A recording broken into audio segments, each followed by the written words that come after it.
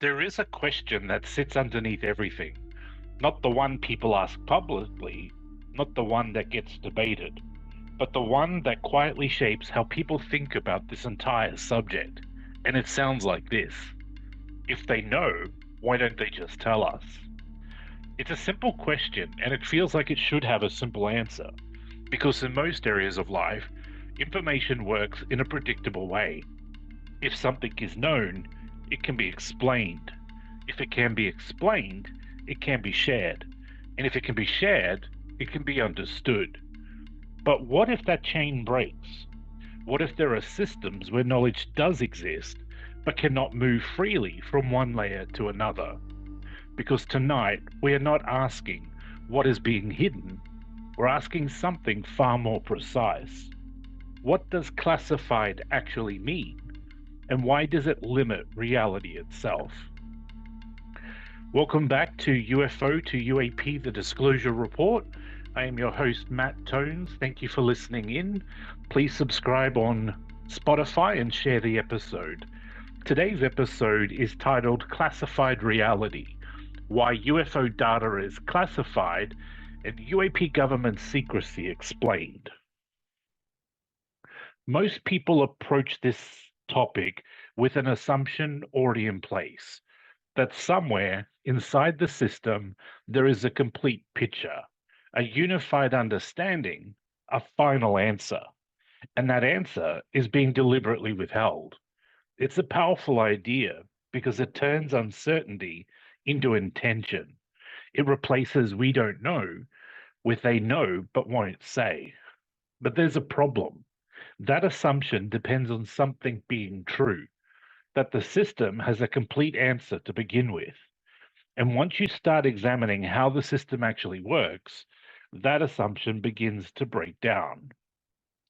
When people hear the word classified, they think of secrecy, hidden files, locked information, something deliberately kept out of reach. But classification is not just about hiding information, it's about protecting something far more important: capability. Because in national security systems, information is not classified because it is interesting. It is classified because releasing it creates risk: risk of exposure, risk of exploitation, risk of losing advantage. So the real question is not why is this secret? It is what does this reveal if it becomes public? The system doesn't protect truth, it protects access. And this is where that shift happens. Because the system is not designed to protect truth.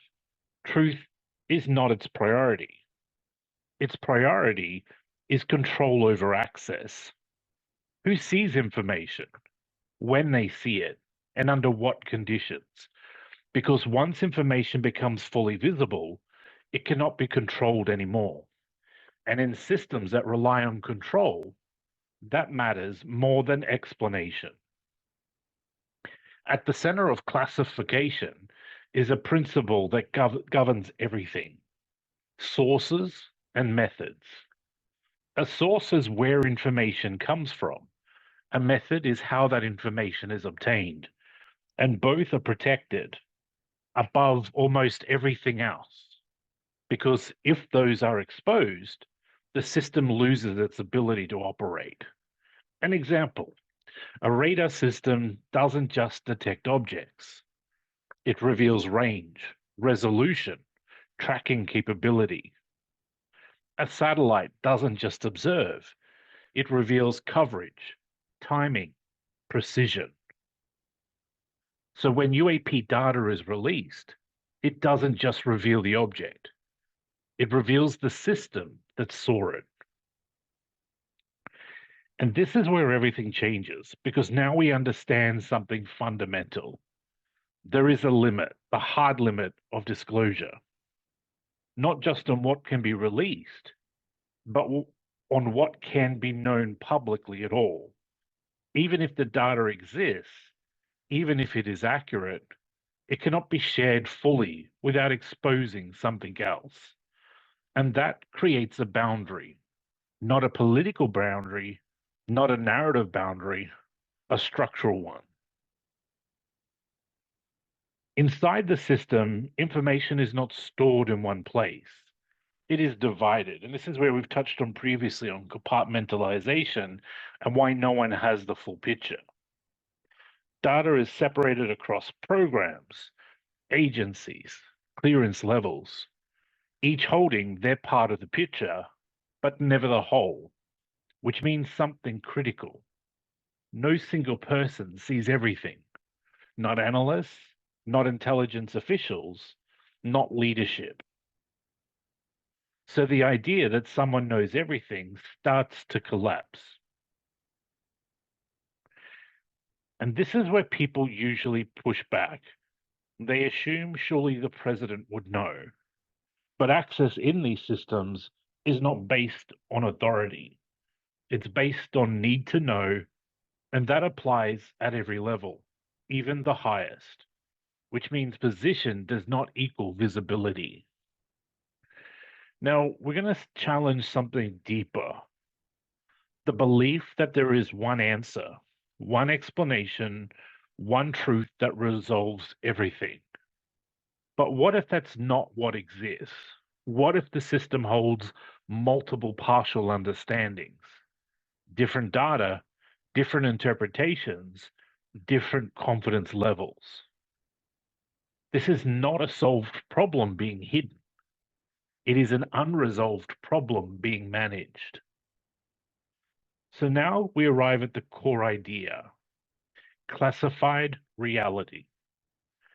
A version of reality that exists inside the system but cannot be fully shared, not because it is being hidden deliberately, but because sharing it would break the system that observes it. There is a point in every system where disclosure ends. Not gradually, not quietly, but absolutely. A boundary that cannot be crossed. From the outside, that boundary looks like secrecy, but from the inside, it looks like necessity. Because beyond that point, the cost of visibility is greater than the value of explanation. This is where the idea of disclosure meets reality. Now, we're going to step into something concrete because classification is not just a policy, it is enforced through law. There are legal frameworks that determine what can be said, what can be shown, and what must remain protected. And those frameworks are not flexible, they are binding. Breaking classification is not a matter of interpretation, it is a matter of consequence.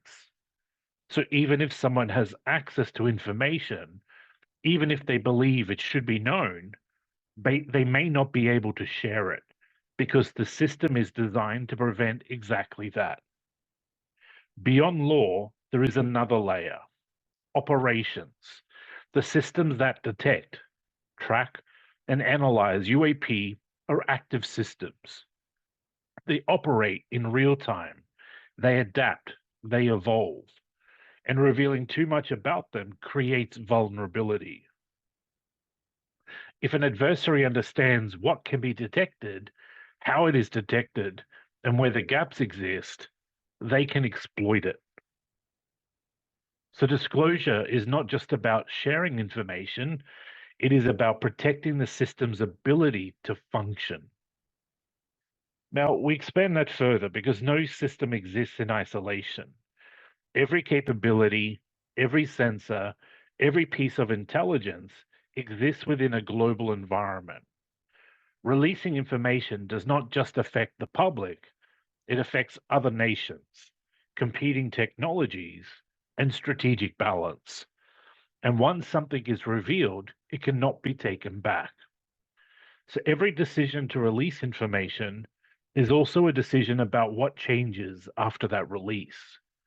And if that change creates risk, the information stays classified.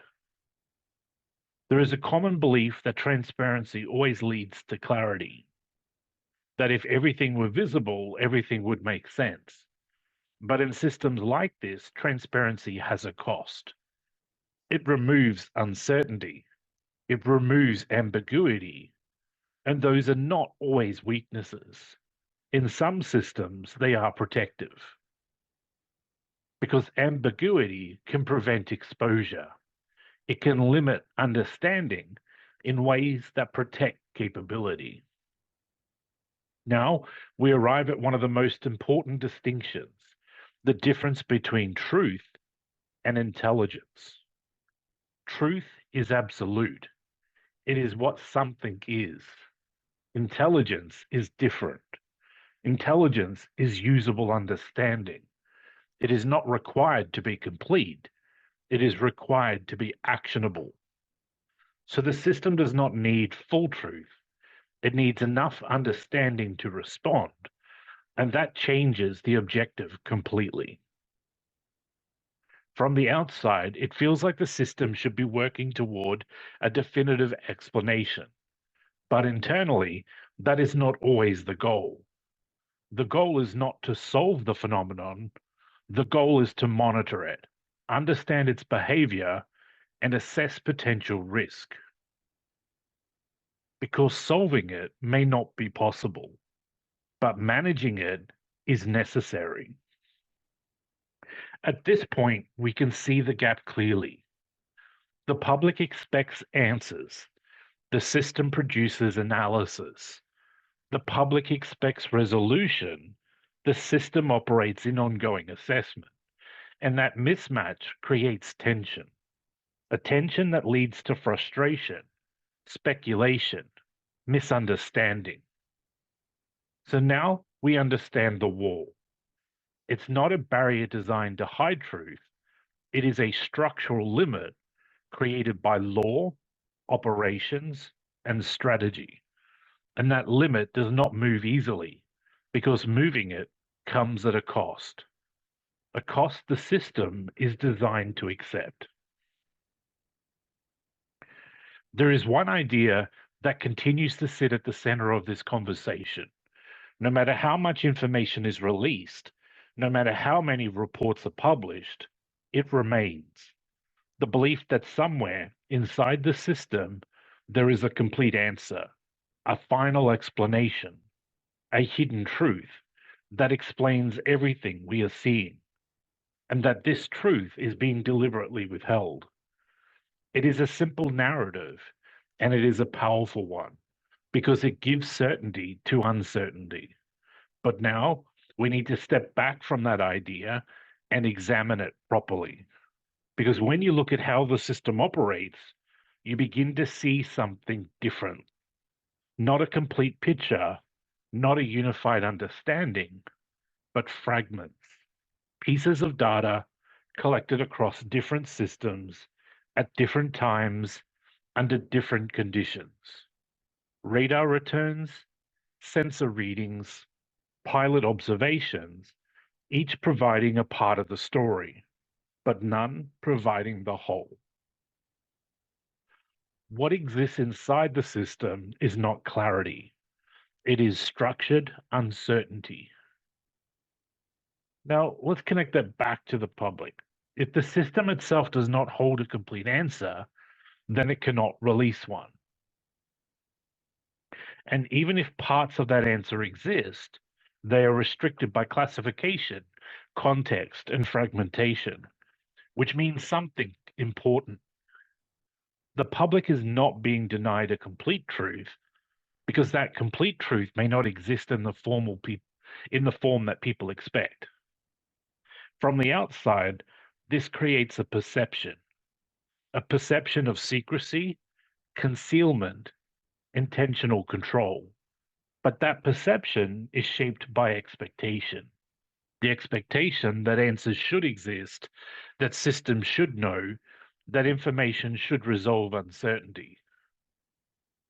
But when those expectations meet reality, the result is confusion. So now we redefine what we're actually looking at. This is not a case of hidden knowledge, it is a case of limited knowledge inside a restricted system, a system that observes, records, analyzes, but does not fully understand. And because it does not fully understand, it cannot fully explain. Even in uncertainty, control is maintained because the system still protects how it observes, what it detects, and how it responds. And that protection creates the appearance of secrecy, but the function is different. It is not hiding answers, it is preserving capability. And that distinction is critical.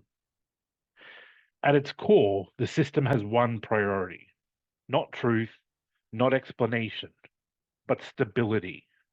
Maintain operational integrity, maintaining strategic advantage, maintaining control. And everything else, including disclosure, is secondary to that. So now we arrive at the final shift in understanding. We move from asking, what are they hiding, to asking, what are they unable to release? And the answer is not everything.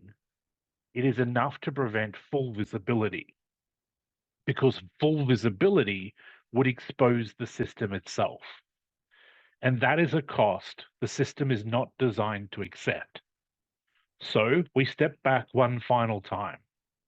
We're not looking at a hidden truth.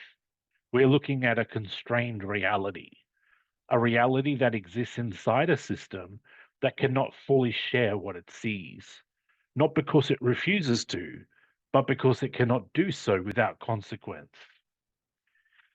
Classified reality is not about secrecy for its own sake. It is about limitation, a limitation on what can be revealed, what can be understood, and what can be proven. And that limitation defines everything we see. Because in the end, this is not just about UFOs, it's about how knowledge exists inside systems that cannot fully share it. And what happens when those systems encounter something they cannot completely explain. The answers do not disappear, they do not resolve, they maintain and remain inside a structure that limits how they can be seen. This is UFO to UAP, the Disclosure Report. I'm your host, Matt Tones, and I'm going to leave you with one final thought. Sometimes the most important question is not what are they hiding, but what are they unable to reveal?